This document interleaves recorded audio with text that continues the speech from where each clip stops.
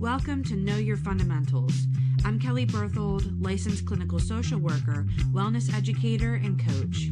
Join me as I connect the foundational science of mental health, emotional intelligence, and human flourishing with real-life practical tools you can apply in your relationships, leadership, career, and personal growth. Each episode blends research-backed insights with lessons drawn from the unique experiences of our remarkable neighbors, uncovering patterns that build resilience, strengthen connection, and elevate well-being. You're the expert on your life, and I'm here to help you build the foundation so you can truly thrive your way. Let's get started.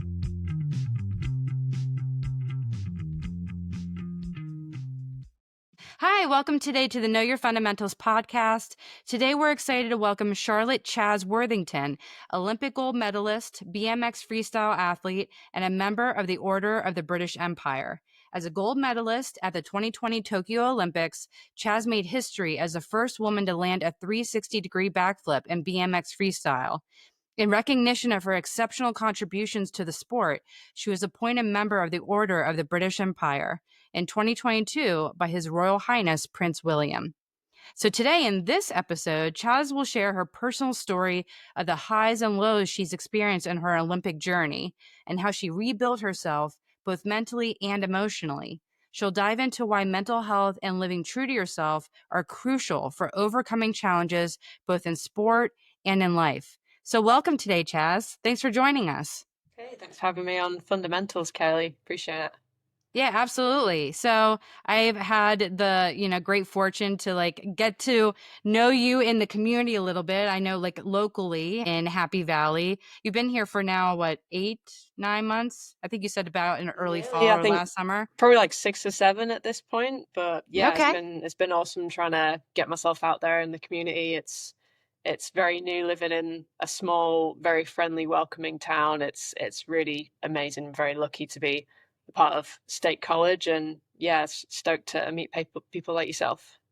Well, I think what's really amazing is that this small community with Penn State University being local, we have so many people that are doing amazing things. And I think a part of my goal of the work of this podcast is that there's extraordinary living in ordinary life. And so we may be going about, State College is a small area. It's a very small community.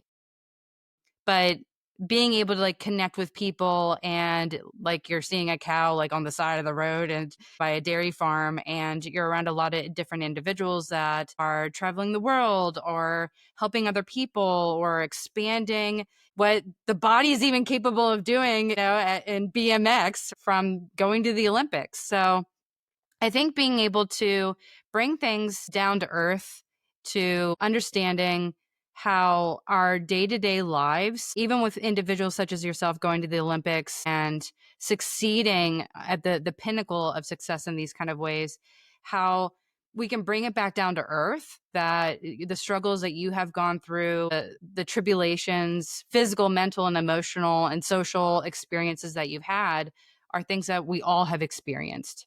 So can you tell me a little bit about yourself and what you're doing right now?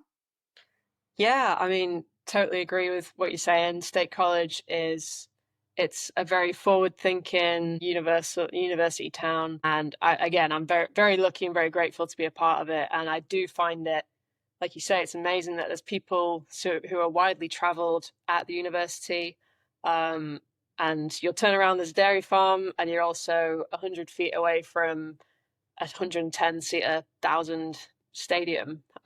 So it's a very unique place, and it's somewhere that's been held close to my heart. And I wanted to move out here before I'd finished my BMX career, because being an athlete is very short-lived. And for where I'm at right now, I've been to 2 Olympics. I've been to Tokyo, and then I also went to Paris 2024 and had 2 very, very drastically different experiences. The first was it had its struggles and its things I overcame, but it was almost perfect, and it was kind of all worth it in the end. And then Paris felt honestly a real slog to get there in the last kind of year, or two. And that was due to my experience post Tokyo and at that time in between, I kind of made a lot of mistakes, with best intentions, of course. Like I always thought, I thought I was doing the right noble thing always, but it kind of turned into a much more unhealthy relationship with my sport and some of the people that I worked with, and massively with myself.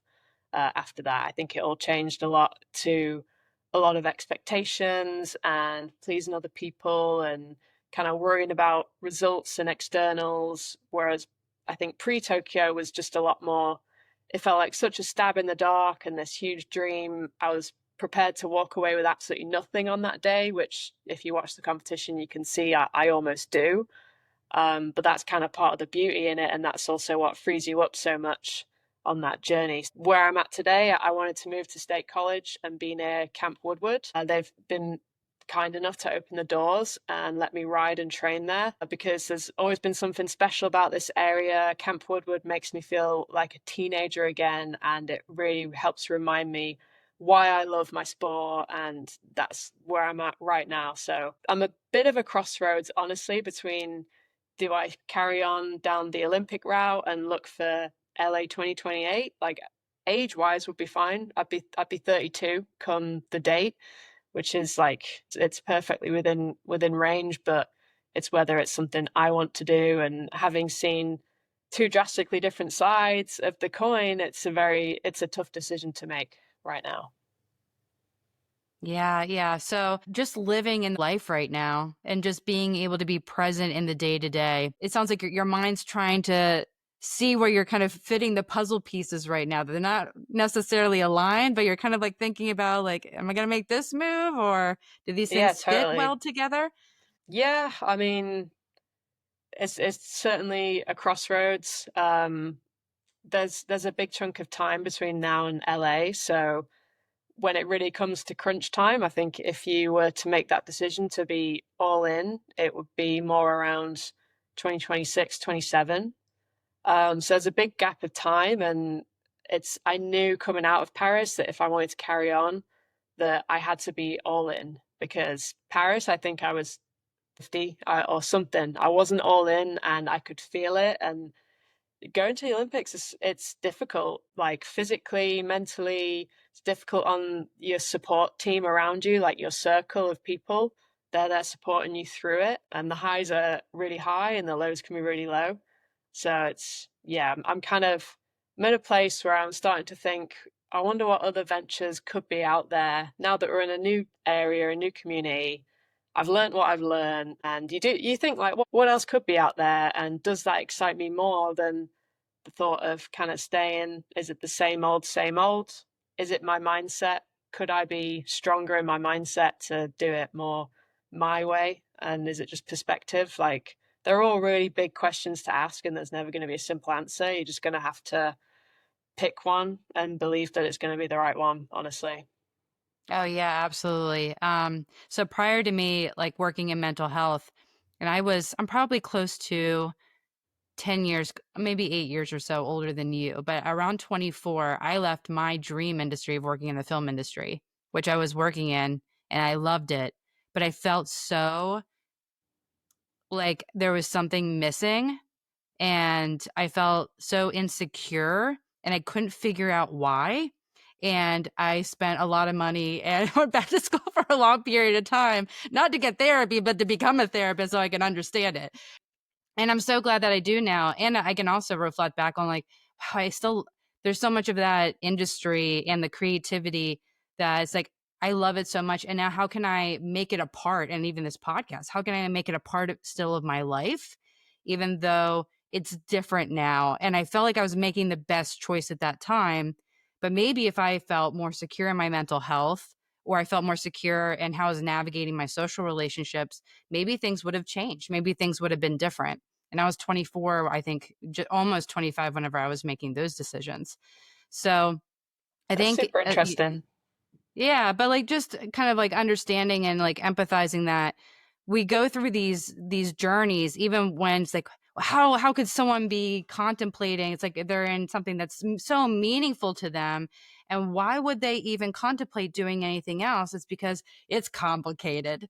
it's complicated. There isn't an easy answer, you know? I mean, it feels like the thought of kind of leaving or explaining it to someone else, like, hey, I've got an Olympic gold medal, I've been to 2 Olympics, I have the opportunity to carry on down that same road and try it going to 3 Olympics and maybe win another gold medal. I feel like to your average Joe or something, that sounds like the best, most incredible opportunity ever. Why the hell would you turn that down? It's like you turn down a big promotion. But Yeah. that's kind of like where you make the decisions to live true to your heart and things that are really important to you, or think honestly things that kind of excite you. Like when Mhm. the first cycle round of Tokyo, I had no ambition of winning a gold medal. Like when it all kind of fell into place and it was all perfect timing, if you will, it's the right place, right time. And the goal started so small. I just wanted to ride my bike for a living. I was working full time in a kitchen and the opportunity came. And again, it was a bit like following my heart. Like, yeah, I just want to, I'll go to like a tryouts. Worst case scenario, I get a week off work and I go to North Carolina to ride my bike for a week. And as it happened, like I ended up getting the opportunity and it just grew very slowly. Then it's like, maybe I could go to an international competition. Okay, I did that. Maybe I could like make top 10. Maybe I could make top four. And it kind of just, the goals were small, but then it kind of grew really quickly. Um, and like at 2 years into it, we had the opportunity to qualify for Tokyo, which I had to place third or above in a world championships, and I managed to place third. That was just before COVID. So it was like every goal just gradually got ticked off, and there's like, okay, we're going to the Olympics. Okay, maybe we could do well at the Olympics. Okay, maybe we could actually make podium at the Olympics. And then as you kind of, as I was developing and learning tricks, it was like, well, why don't we just shit or bust and go for gold? And there was no other attachment to it like that. And that's when it's super organic and it really comes from the heart. And then, yeah, the latter experience just didn't feel like it was coming from the same place. And yeah, to your average Joe, you think, oh, you have that opportunity, but I guess maybe it's a healthy relationship with ego or your personal self to be able to be a bit more objective about it and follow what you want to do instead of what, you should feel like you should do. Yeah, the pressures of should, Mhm. expectations really are such a cloud, and it's a detachment even from like authenticity and self-trust. So it's like, how can I even see clearly what the options are really in front of me when I feel like I'm just thinking so much about other people judging me for what Yep. they think I should do? Yep. And it's like, I just need the clarity for myself just to like consider it. Pulling back from like these experiences and maybe like now talking about your love of what you do. Can you explore a little bit about you started competing in BMX? It was around 2018. How long have you been in BMX, or can you take us back to where it was that you became aware of like your interest in doing what you do? And I want you to describe what it is that you do in that space. I don't want to just like limit it to BMX. Yeah. I mean, totally, totally right to do that because I would call it kind of, I guess, action sports or extreme sports. I kind of first became aware of action sports through my older brother. He used to do a lot of skateboarding and was really interested in that California surf skate scene. Um, and I just thought that was like so cool. And I always I liked looking at like Bart Simpson and cartoons where people are doing extreme tricks on a skateboard. As a kid, I did trampolining. So I did a couple competitions doing that. And it was mainly because I had too much energy and I broke my bed from jumping on it. So my parents put two and two together and sent me to trampolining lessons, which was good of them. Um, so I'd always like kind of known, I always loved sport ever since being a kid. I was never one for team sports. I liked just being active. I'd go and play kick a ball on my own, do soccer on my own. And I think I must have been about 12. I went to a skate park, and it was the first time I ever saw anyone at a skate park doing anything. And it was some teenagers, and they were riding. stunt scooters, which at the time they were definitely not cool, but I loved my push scooter at the time as a 12-year-old. And that's when I kind of put it all together, was like, wow, I've never seen anyone ride a stunt scooter like that before and do tricks on it. I want to try and do that because I think that's so cool. And that's when my kind of love for action sports and just riding ramps and transitions really happened. So I rode scooters from the age of 12 till the age of 20. So I kind of had like a little bit of a career there. I had a couple, like I had a brand that supported me and did a lot of traveling around the UK and did get really good. And it was when I was 18, I got like a full-time job after college. I didn't go to university. I just went to college to study photography and videography. So all really, I was basically sport and creativity. Like I loved that. They were my two things. I started working full-time in a kitchen, and kind of over the next 2 years, I was having less and less time to do my hobby of riding scooters and kind of falling a little bit out of love with it and feeling a little bit overgrown for it. And I just thought it's not as fun doing it. And I'd kind of achieved all I wanted to achieve with it. And I wanted something new. I wanted a new challenge, but there was still in that space, like still in the skate park. So I had a BMX bike and I could do some basics on it. And the two sports are very similar. If you can do one, you can probably do a bit of the other. So that's when I picked that up and kind of fell in love with it all over again, because then even the simplest tricks were brand new, and it was really fun to just learn again. And it kind of, as I said, I started competing in 2018. So it was a year later that a series of events then kind of led me down the Olympic path. So it happened very quickly with the BMXing. Um, yeah, it kind of led to going to a competition, then being on a TV show, someone giving me a phone number, and then it kind of went from there. That went down that path, but that's how I got into extreme sports. And to expand to say what I love about it, you kind of listed a bunch of them. And when I got disconnected from why I loved it, I really stripped it back to what do I love about it, and I definitely came to I love the creativity with it. I love learning. I love getting lost in the process and just hitting something on repeat again and again until I can do it. I love a challenge to overcome. And I also love the social and adventurous aspect of it. Like I love making friends and riding with new people, thinking of different ways to ride a bike together and traveling to different skate parks. Because that's exactly what I did, riding my scooter. And so I guess it's what I've done now for close to like 15, 16 years.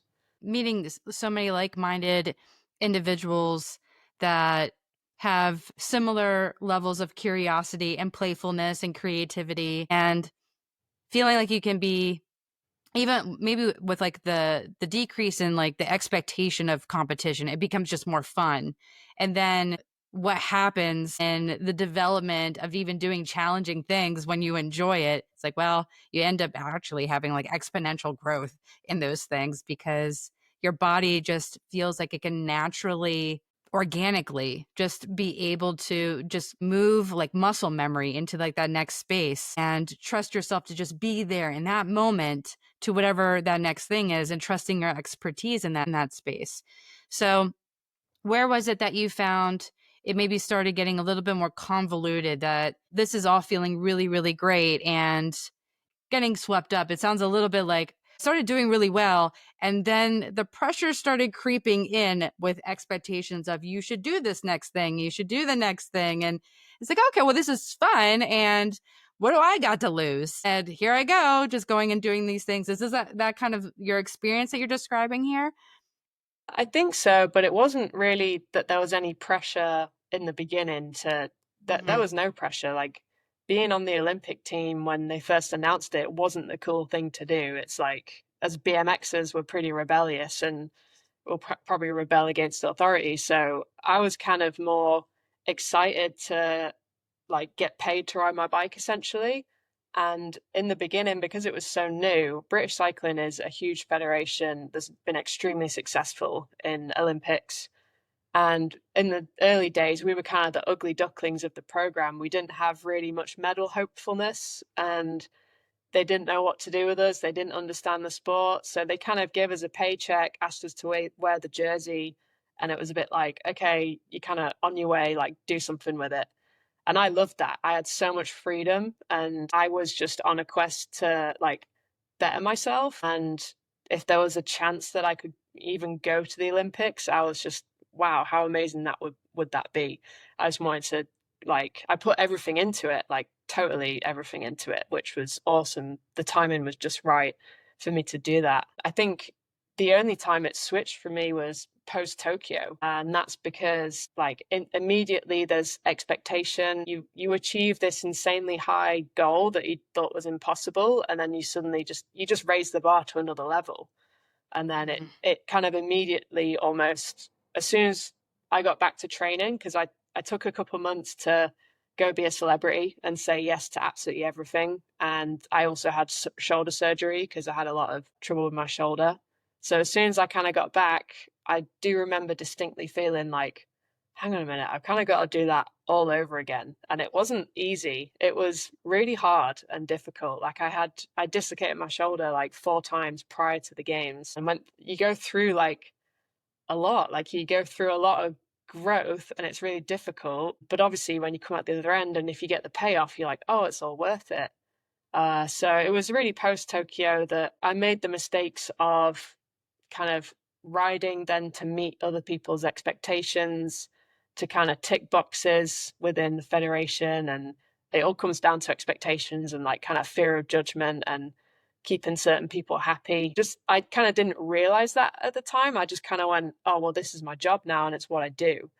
And I also tried to like treat every competition like it was the Olympics because I was fired up and I was like, I know I did what I did at the Olympics and I still have more to give. There's more tricks that I can do. And I wanted to like prove that I wasn't a one hit wonder, was like one of my goals. So I went out there swinging like hard. BMX is a brutal sport. And I feel like if you're not coming from the right place and then not kind of making the right decisions, it will expose you in very physically and emotionally painful ways. Like you're going to crash. And if you crash on a BMX bike, you might be falling like from 10 feet out of the air straight to the floor, like on your bike. And that happened various times post Tokyo. And I think it's because I was trying to really ride and out of my like comfort zone too much because I thought that's what was expected. And I was just piling on so much pressure and stress, saying I have to do this, I have to hit these targets. And then if I didn't, like I didn't have a good relationship with my coach post games, like we kind of just had different visions, I think, but we didn't realize it. So the way we were working together wasn't good. And I think it was the Olympics was in 2021. I competed throughout 2022. I didn't do my worst riding. Like I still made some really big achievements, but I kind of was getting really emotionally beat up as well as like with every physical hit, I was getting emotionally beat up because I was so hard on myself, and various other things like other people were hard on me too. And yeah, I was just super unhealthy relationship with myself and with the bike. So then when it came to like spring of 23, I hit like quite an emotional sort of breakdown, call it burnout or a nervous breakdown. I just hit this point. There was like a little injury that just, it was my breaking point. It tipped me over the edge and I couldn't come back because I was in this cycle of getting injured at a competition, having a crap time, emotionally beating myself up about it, feeling really depressed about it, and then rush in to try and get ready and meet expectations at the next competition. I say I got this little injury. I suddenly felt like, oh my God, I have to do these certain tricks to make the next competition. But I just couldn't do them. I took some time off for the injury. I tried to come back and I got all these mental blocks. The tricks that I've been doing for years, I was going up the ramp and the gymnastics, they call it the twisties. I was going up the ramp and I couldn't even visualize myself doing the trick. I was just getting like filled with fear, losing control of my emotions, like crying over nothing I should be crying about, but just completely lost control of my emotions. And yeah, that was like my lowest point, an absolute breaking point for me. So that was, spring 2023. Yeah, yeah. Sometimes during the podcast episodes, I could bring in some of like the psychoeducational kind of information. But in working with teams, I'm going to combine two things: personal well-being and team well-being. If the team is able to focus on a few things and all these things well, then it can really help an individual maintain their own, what we call internal locus of control. And that's a fancy way of saying that I feel like I have more control of my choices and that I'm capable of making the choices that I want, then the world has control of me. And then what happens with a lot of individuals that are in, let's say, pressure, when pressure is added, especially it's mostly external pressure. When external pressure is added, and we feel like we're losing a little bit of that touch with that internal locus of control, the body starts getting confused and starts getting insecure.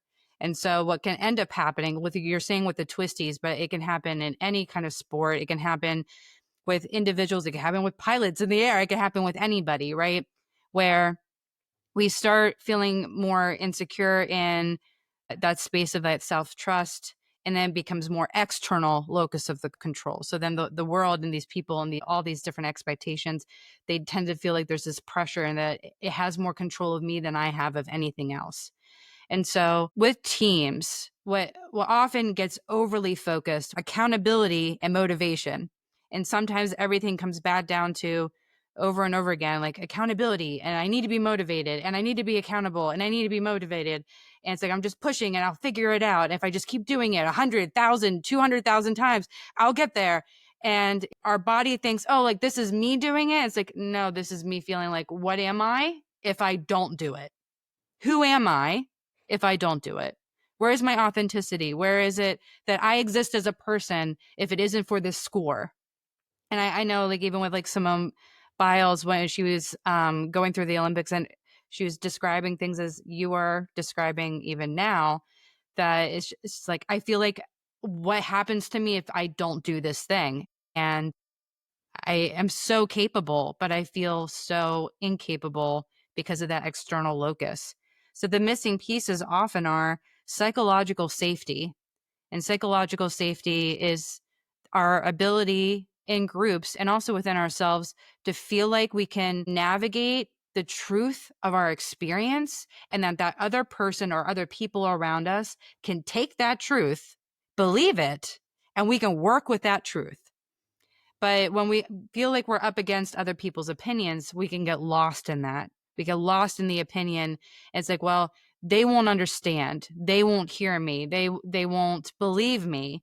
They'll tell me I'm capable of doing something else. They'll invalidate me. They'll say that, you'll be fine, or you just do this thing, or just take a weekend and you'll come back. It's like, well, what if I don't? They won't understand. They won't understand. They won't understand.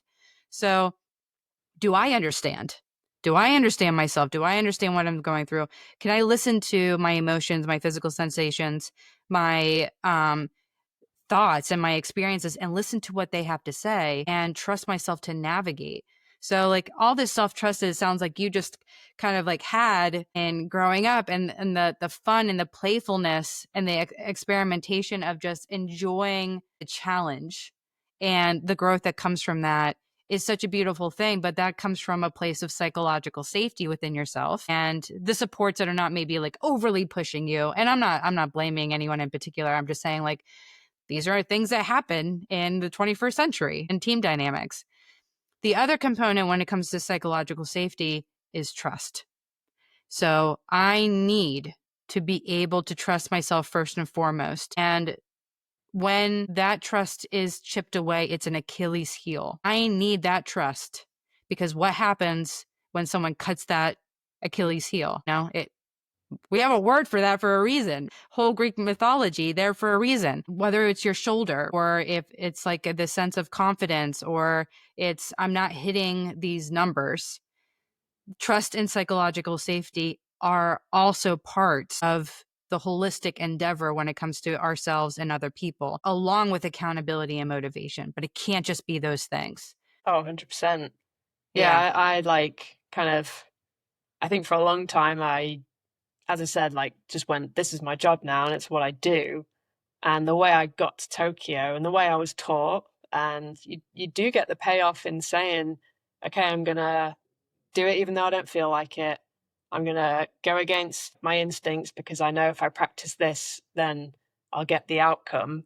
And I think short term, yeah, play into that. Like that's kind of being an athlete, is doing it when you don't feel like it. But I think there's a difference between riding the waves of your intuition and, like you say, trust is a massive thing. And if you're on a BMX bike 10, 20 feet in the air, if you don't trust your body to like, and your body and your mind to stay calm and be in control, then it's bloody terrifying, even if you're just doing nothing. And yeah, when I hit that breaking point, I lost control like of my body and my mind. Like I could no longer push my body into doing these things because I guess subconsciously I was just like, no, like I'm sick of doing these things. Why are you pushing me into doing these things? It's not what I want to do.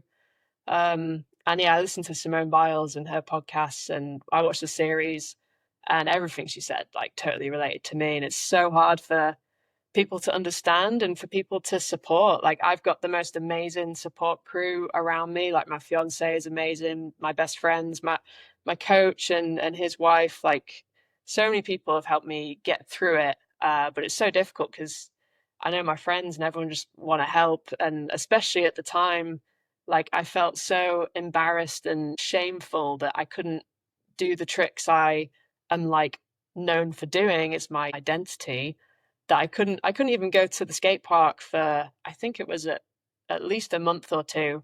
I couldn't go to the skate park because I was so scared of what my own friends would like think of me. And that's like such a shit place to be. So I'm glad that's well in the past, and I've learned a hell of a lot from it and had a lot of psychological help too, on getting there. And so to go from not being able to even walk into a skate park, being too scared and anxious to do that, to then actually performing, albeit not my best performance, but being able to perform at Paris on the world stage at the Olympics, it really was a huge achievement. And it's hard for people to see, and it's hard for me to even celebrate it because I know what I'm capable of and I know how hard the journey was. But yeah, I did achieve like so much with the help of others and went through a really difficult period, I guess. Yeah, yeah. But like that growth there. Not that we ever want to go through difficult experiences because for the sake of getting something good at the end. And at the same time, failure, that word gets such a like ugly. People hate the word failure. I love the word failure. I now do. I now love the word failure because I have a new relationship with the word failure. So Yeah. like I know that there's a growth that comes there. And I think for me, creativity and playfulness and humor has been so massive for me, like just finding the humor in situations and using that to like lighten my body, lighten the mood, and be like, okay, well, what can I do with this? Like I didn't want this, and nevertheless here it is. So now what? And now I can focus my attention back on the next thing and trying to do it just like more present, like mindfully aware and just allowing. So for you, where is it that you find that you're going through the highs and these lows and connecting to your authenticity? How has that helped you in your journey to maybe have fun again or playfulness or whatever have you? Can you discuss that a little bit? Yeah, I mean that was entirely like the recovery. I tried some EMDR therapy, which is the rapid eye movement therapy, and I think it helped get over some really significant, I guess it's I guess a traumatic thing. I guess it helped me get over some significant things that were like in my mind. But I think the general recovery was really stripping everything back, starting really small. I worked with a psychologist called Kate Hayes, and she helps me she helped me keep perspective on things. So we'd kind of check in, and I'd set goals with tricks, but also goals with the process and sort of having fun. And if for me, like then it helps you redefine success too. So for me at that time, like success was going to the skate park and feeling comfortable.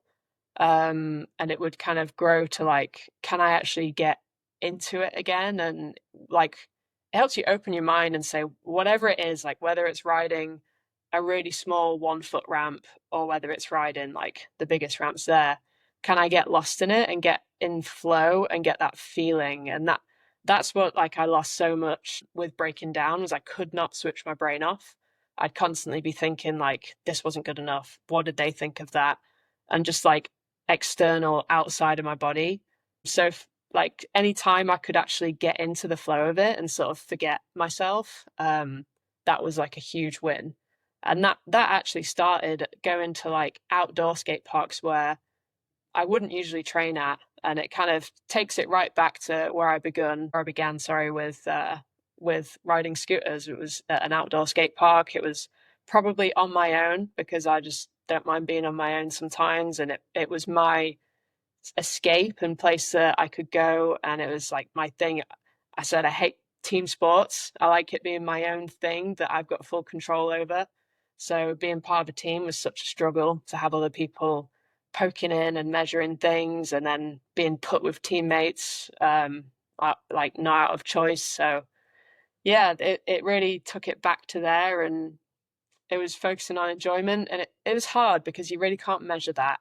Like only you can measure it inside, of saying like, okay, I kind of, maybe I enjoyed doing this today, but I didn't do the 10 usual tricks that I usually train. And like, there I'm going to fall behind. And then I've got this competition, and it's really hard to focus on the positive. So I was very grateful to have my fiance, like always reminding me to look at the positives. And it's very hard to let go of the outcomes. And I think the position I was in was, I was the reigning Olympic champion at the time, who could barely do any of the tricks that I could before. And it was like, I felt like there was going to be so much shame if I didn't make it to Paris and like someone else went instead of me. And so I just had this huge looming thing over me. And then even if I went to Paris, it was like, well, what about the performance? Like, do you have to come first again, or does it matter? So it's hard to define your own wins, and like celebrate those successes. But that's really where I had to focus.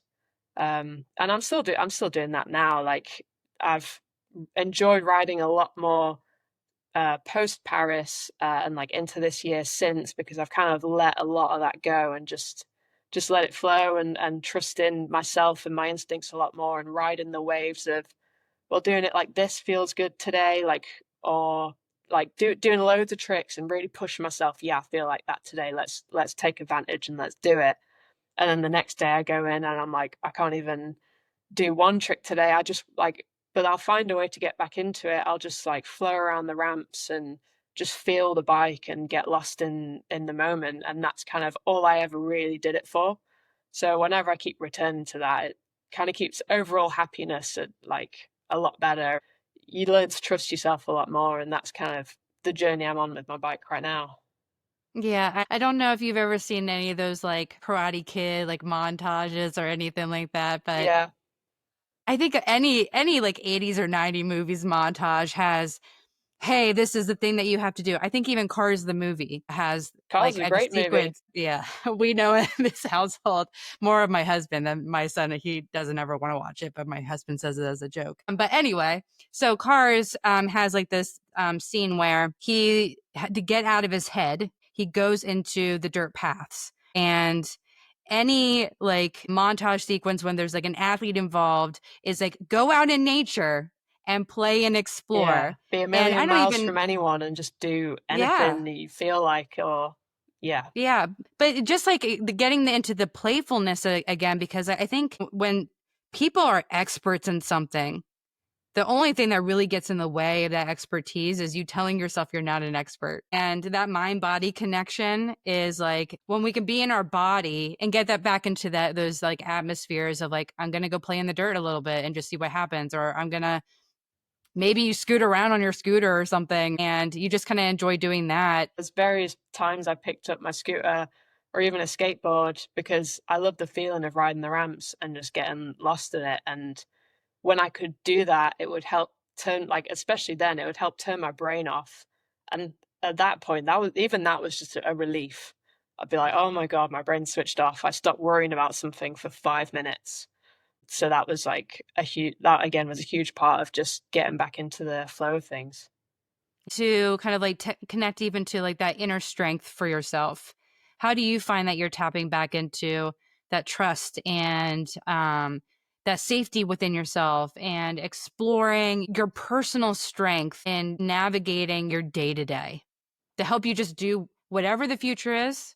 It's like, can I just allow that to be an open book? Like, I generally know that these are things that I'm going to be doing. These are competitions that I'm going to be doing. And can I see what happens if I just trust myself and go down to basics? Do you find like you're finding that inner strength again?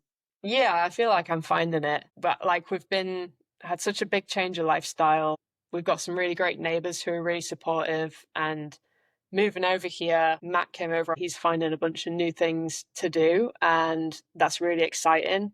And I think it's like that as well is inspiring, and it's helped open both our minds up to just like what else could be out there, and kind of just being able to accept and the uncontrollable and just say like we can't control what'll happen. Like maybe if you take the leap of faith and leave British cycling, then things will be okay. And it's like trusting it.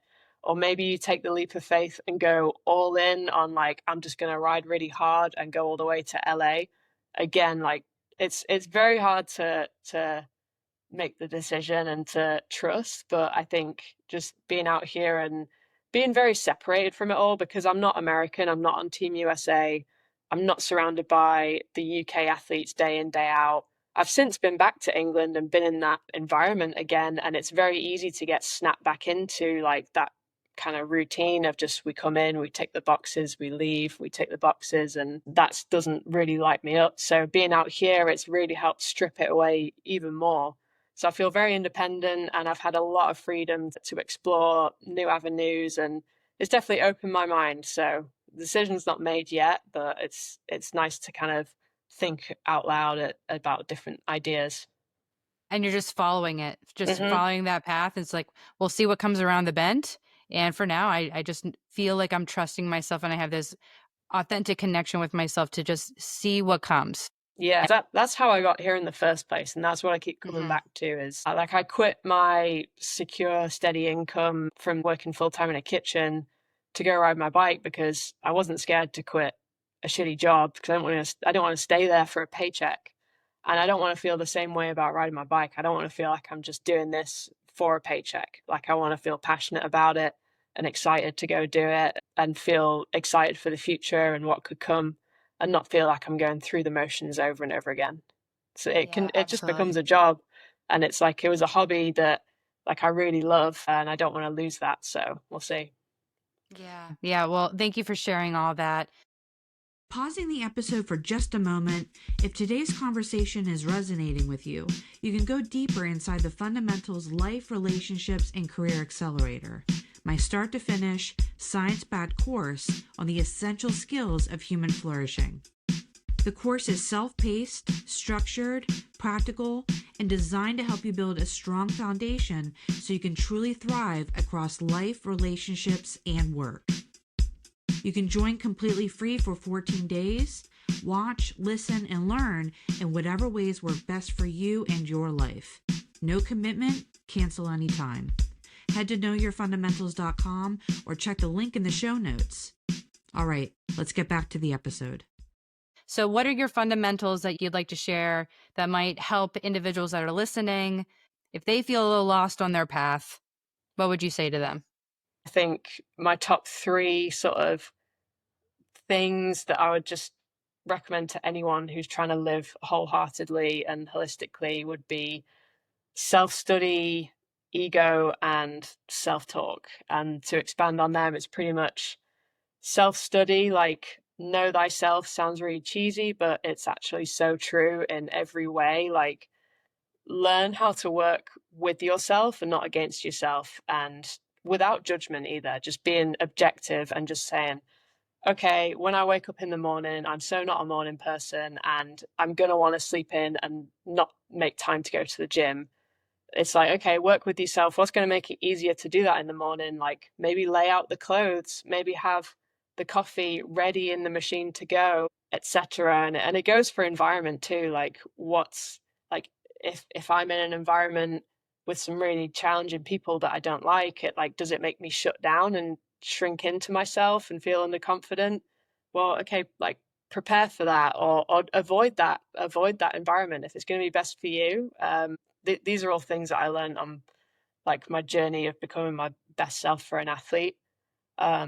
Ego is one I definitely was working with a lot more post Tokyo and kind of going to Paris. And I think for anyone, I would recommend, like, please don't be scared to be an amateur at something, to be bad at something. Like, please, it could hold you back so much. No one's gonna judge you for going out for painting a picture and it looking bad. If 100 pictures down the lane, it looks amazing. Don't be afraid to be an amateur at something, to ask for help. Don't be afraid to quit your job and go follow your heart.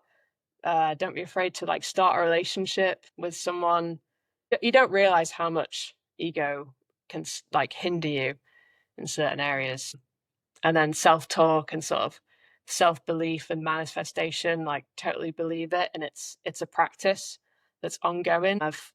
Self-talk was something, and self-belief was something I built up to Tokyo. And I definitely, I felt myself going at tricks on my bike where usually I'd say, oh, this is not going to be great, I'm scared, to like switching my self-talk to saying, no, this is going to be the best one yet.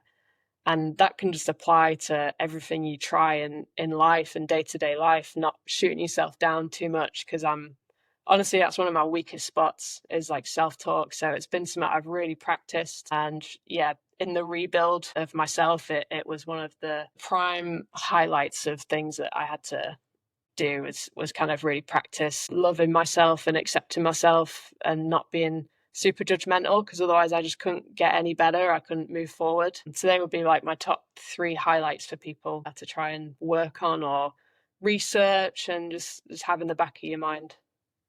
Yeah. And so I might share a little bit with that too, that there's a lot of different ways to be practicing the things that you're talking about. Some of that non-judgmental awareness we can call mindfulness. So mindfulness is being able to be attentive and aware in the present moment, non-judgmentally, without getting carried away by anything.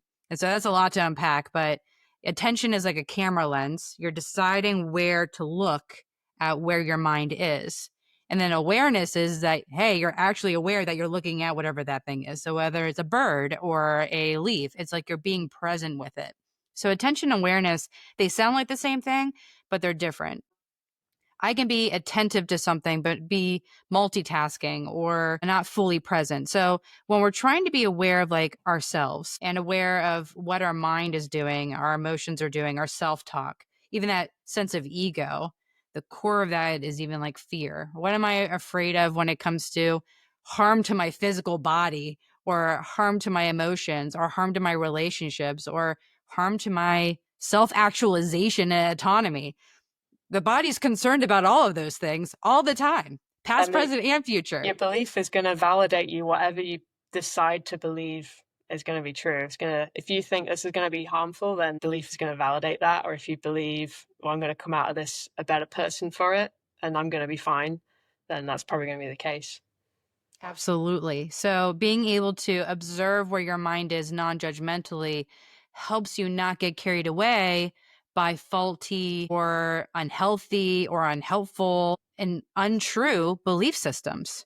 So we have this kind of saying of like the self-fulfilling prophecy. If you believe something to be true, for better or worse, it is much more likely that you're going to act on whatever that belief is, even if it's not true.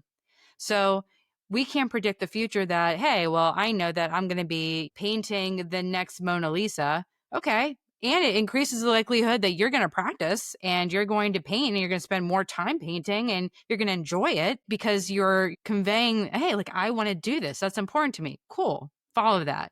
And so it's like, well, okay, Chaz and Kelly, what if I just don't? Okay, fake it till you make it. So add those thoughts and into your mind. Write them down on walls, hang them up on your mirrors and in your bathroom, right? Like, yeah, I did that before Tokyo. Yeah. I had gold Tokyo 2020 written on my fridge, my refrigerator at home. I saw it every single day.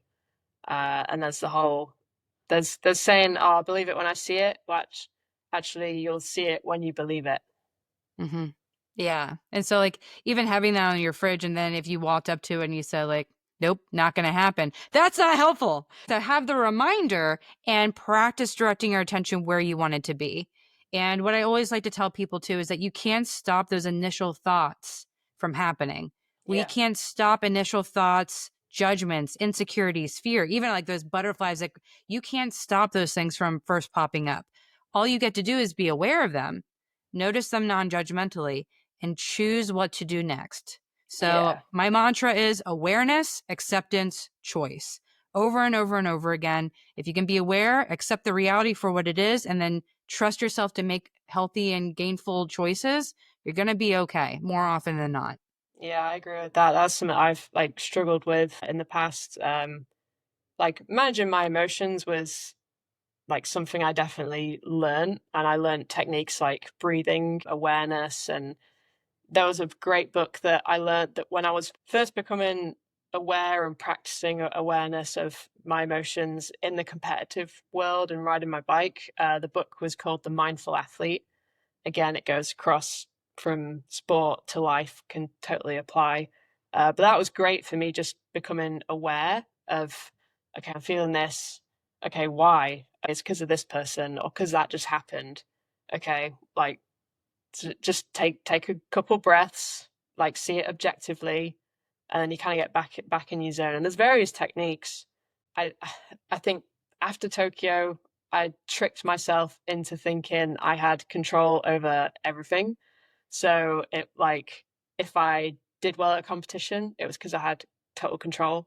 And if I didn't do well at a competition, it was completely my fault because I had total control. So I definitely kind of forgot that, and I thought I could control my emotions, and if it went wrong, it was all my fault. But I kind of had to realize like you don't control everything. Even if you do control your decisions and your responses and things, like you say, you don't control that initial, oh my God, I'm so scared, or oh, I just want to cry right now because it's like too much and I'm too stressed.